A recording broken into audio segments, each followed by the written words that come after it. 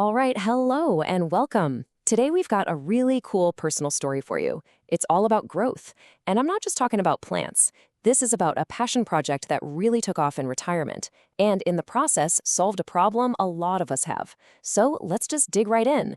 Okay, so our story kicks off with a bit of a puzzle. The person we're talking about, well, they absolutely loved plants, but they started noticing something with their friends, their colleagues, that for so many people, that love for plants was kind of blocked by this one big struggle. And I mean, does this sound familiar? You see all this beautiful greenery, you think, I want that in my house. But then this little voice in your head says, yeah, but you can't keep anything alive. You bring a plant home, all full of hope, and a few weeks later, yeah, it's not looking so green anymore. We've all been there, right? And this is pretty much exactly what our storyteller found. It's like people were caught between these two big hurdles. First, you've got the whole not enough time thing. Life is just hectic. And then there's the other side, not enough skill. That feeling that you just weren't born with that magic green thumb. And these two things, these pain points, well, that became the problem to solve. So every problem's got a solution, right? And the search for this one got a huge boost when our narrators started working from home. Suddenly, there was a little more time, a little more brain space, and they really started hunting for it. The perfect plant for a busy, modern person. And here's the answer. Succulents. Our storyteller calls them the superheroes of the plant world, and honestly, it's a great description. I mean, their entire biology is built for survival. You see those thick, fleshy leaves? They're not just for looks. They are literally tiny built-in water tanks. Okay, so check this out. Think back to those two problems. The fact that succulents store their own water, that totally takes care of the not enough time issue. They really don't mind if you get busy and forget to water them. And because they're so resilient, you don't need some mystical green thumb to keep them happy. They're just incredibly forgiving. Kind of like that low-maintenance friend we all wish we had. All right, so the solution has been found. Now it's time to test the theory, right? And this wasn't just, a casual hobby. No, this was treated like a real, dedicated experiment. A secret lab, if you will, set up right in the backyard. And I love this because it shows just how methodical the approach was. It all started small, with just 4 different types of succulents from a little local nursery. They set up a protected space to give them the best shot. But here's where it gets really interesting, steps 3 and 4. This was all about dedicated research, studying their growth patterns, and then mastering the art of propagation. And that last part, propagation, that was the real game changer. It's this incredible, almost magical process where you can take a single leaf and it'll grow roots and become a whole new plant. This one technique meant the project could grow and grow and grow without having to constantly go out and buy more plants. It was the secret to scale. Now the big turning point, the moment everything changed, was retirement. Once the professional career was done, there was finally enough time and energy to take this backyard secret lab and turn it into something a little bigger.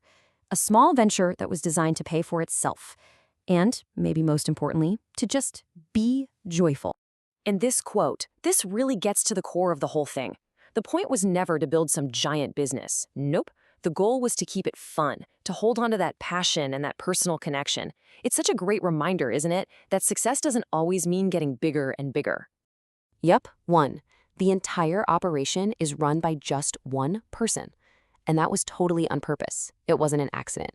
By keeping it a one-person show, they could control everything. The quality, the pace, and the whole reason for doing it in the first place. Which, again, was about spreading a little bit of happiness, not just making money. So the business model itself is just beautifully simple. The goal isn't really profit. It's just to make enough to pay for the hobby and, spread some joy. Sales are all local through a few physical shops, no online stuff. And my favorite part is the method. They keep data on sales, but not for some big corporate strategy meeting. It's just out of pure curiosity to see which of the little guys people are falling in love with. How great is that? So where does this all lead? What's the real meaning behind this whole project? Well, first, it's really important to get that this was not an overnight thing. It was a slow, careful process, and its impact is way bigger than just selling a few plants. I mean, look at this timeline. It really puts the dedication into perspective, doesn't it? This whole journey started 5 years ago. That means there were years of just learning and growing and experimenting before even one plant was sold. It's only been in the last year and a half that this project started popping up in local shops. And to keep that supply going, a really clever, sustainable system was put in place. It's described as a slow-moving assembly line of nature, which is just a beautiful way to put it. It basically means there's this constant, gentle rotation of plants at all different stages of growth, so there's always something fresh and ready to go. And this brings us to this really powerful idea, an analogy that just perfectly sums up the entire philosophy behind this project. Think about anyone who's ever been afraid of gardening, who felt like they would just fail, that they'd fall off the bike, so to speak. This project gives them a safe way to learn. And this is why it works so well. The succulents are the training wheels. Why? Because they're sturdy, they're forgiving, they help you get your balance as a gardener. And in the end, they give you that confidence that comes from seeing something not just survive, but actually thrive in your care. It goes right back and solves those first two problems, not enough time and not enough skill. So what this story really leaves us with is a kind of blueprint. First, figure out the real reason people are struggling with something. Second, find a super forgiving entry point. Find the training wheels. And third, make joy the priority, not just growth. It really makes you think, doesn't it? What training wheels exist for the things you've always wanted to try, but were maybe a little too afraid to start? What simple solution could be out there waiting to unlock a passion for you?